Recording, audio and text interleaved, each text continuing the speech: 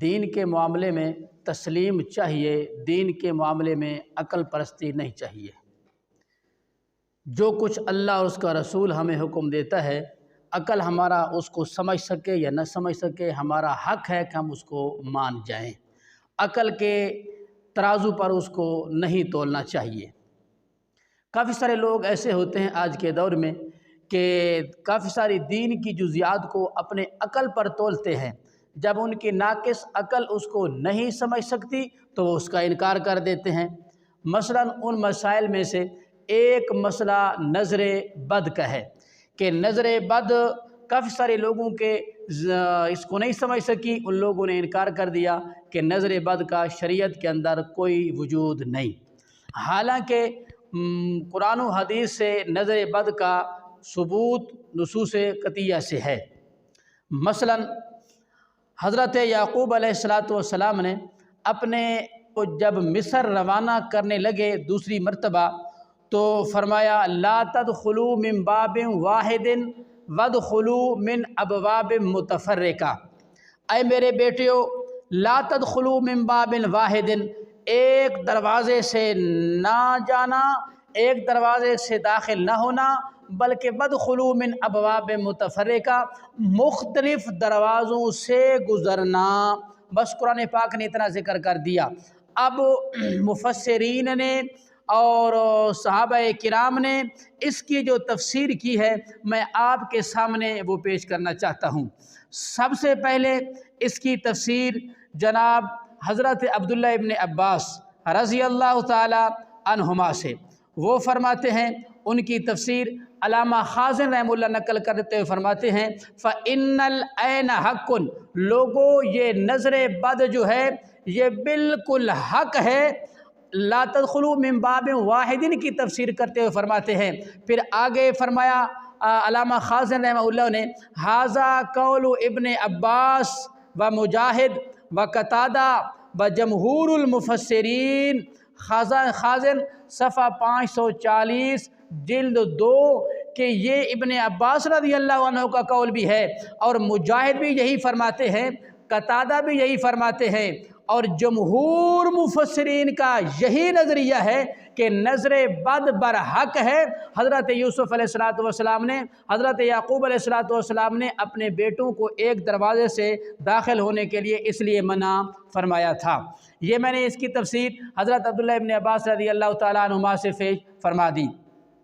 اب ذرا دیکھو ہمارے شیخ القرآن مولانا غلام اللہ خان رحمہ اللہ تعالی اس آیت کی تفسیر کے اندر لکھتے ہیں، تفسیر جواہر القرآن، تفسیر جواہر القرآن، وہ فرماتے ہیں کہ بلکہ مختلف دروازوں سے داخل ہونا نہ ہونا کہ تم کو کسی کی نظر بد نہ لگ جائے، کسی کی نظر بد نہ لگ جائے۔ جواہر القرآن صفحہ 534 جلد 2۔ تو شیخ القرآن رحمہ اللہ کا نظریہ بھی یہی ہے کہ نظر بد برحق ہے اور اس کا اثر جو ہے کہ وہ انسان تک پہنچ سکتا ہے۔ کمال کی بات یہ ہے علامہ قرطبی نے تو کمال ہی کر دیا۔ علامہ قرطبی اس آیت کے تحت فرماتے ہیں لوگوں سنو، تمام علماء امت اہل سنت والجماعت کا اس بات پر اتفاق ہے کہ نظر بد لگ جانا اور اس کے نقصان کا پہنچ جانا بالکل برحق ہے۔ قرطبی رحمہ اللہ نے اس آیت کے تحت یہی لکھا ہے اور یہی تفسیر فرمائی ہے۔ اب دیکھو ہمارے بہت بڑے اکابرین میں سے قاضی شمس الدین رحمہ اللہ تعالی اور جو بڑے اعلیٰ درجے کے محقق ہیں اور مفسر ہیں، محدث بھی ہیں، وہ فرماتے ہیں اپنی تفسیر انوار الطبیان صفحہ 287 کے اندر اس آیت کی تفسیر کرتے ہوئے دفعاً للعین فإن العین حق، لوگوں نظر بد کا لگ جانا یہ برحق ہے، اس کا انکار نہیں کرنا چاہیے۔ میں نے آپ کے سامنے ایک آیت پڑھی اور اس آیت کی تفسیر صحابہ اکرام سے بھی پیش کی ہے، اکابرین امت سے بھی پیش کی ہے۔ اب ایک چھوٹی سی حدیث سن لو۔ آپ صلی اللہ علیہ وسلم نے فرمایا، بخاری شریف کی حدیث ہے، صفحہ 374 ہے، باب الطب کے اندر آپ صلی اللہ علیہ وسلم نے فرمایا، ان ابی ہریرہ رضی اللہ تعالی عنہ عن النبی صلی اللہ علیہ وسلم، العین حق، یہ نظر بد لگ جانا بالکل حق ہے، حق ہے۔ دیکھو آپ صلی اللہ علیہ وسلم نے فرمایا تو نظر بد کا انکار آپ صلی اللہ علیہ وسلم کے فرمان کا انکار ہے۔ اسی طرح ایک دوسری حدیث بھی سن لو، اسی امام بخاری رحمہ اللہ نے اپنی بخاری شریف کتاب کے اندر حدیث نکل کی ہے، فرماتے ہیں کہ آپ صلی اللہ علیہ وسلم حسنین کریمین کو ان الفاظ سے دم کیا کرتے تھے۔ وہ الفاظ یہ ہے، اعوذ بکلمات اللہ التامہ من کل شیطان وہامہ ومن کل عین لامہ۔ اے اللہ میں اپنے ان حسنین کریمین کو پناہ میں دیتا ہوں تیری پناہ کو اس آنکھ سے جو آنکھ تکلیف دینے والی ہے، جو آنکھ لگنے والی ہے۔ تو معلوم ہوا کہ نظر بد برحق ہے، اور ذخیرہ احادیث کے اندر کثرت کے ساتھ حدیثیں موجود ہیں۔ اب میں آپ کو نظر بد کا علاج بتاتا ہوں۔ نظر، جس آدمی کی نظر لگ جاتی ہے اسے کیا کرنا چاہیے، اور جس کو لگ جائے اسے کیا کرنا چاہیے۔ بھئی جس آدمی کی نظر لگ جاتی ہو، انسان کو بعد اوقات پتہ چل جاتا ہے نا یہ میری نظر لگ جاتی ہے، تو کسی کی عمدہ چیز کو دیکھے تو کہے ماشاء اللہ لا حول ولا قوت الا باللہ، یہ الفاظ پڑھے۔ جس طرح کہ قرآن پاک کے اندر بھی آیا ولولا اذ دخلت قلت ما شاء اللہ لا قوت الا باللہ، یا بارک اللہ کے الفاظ پڑھے۔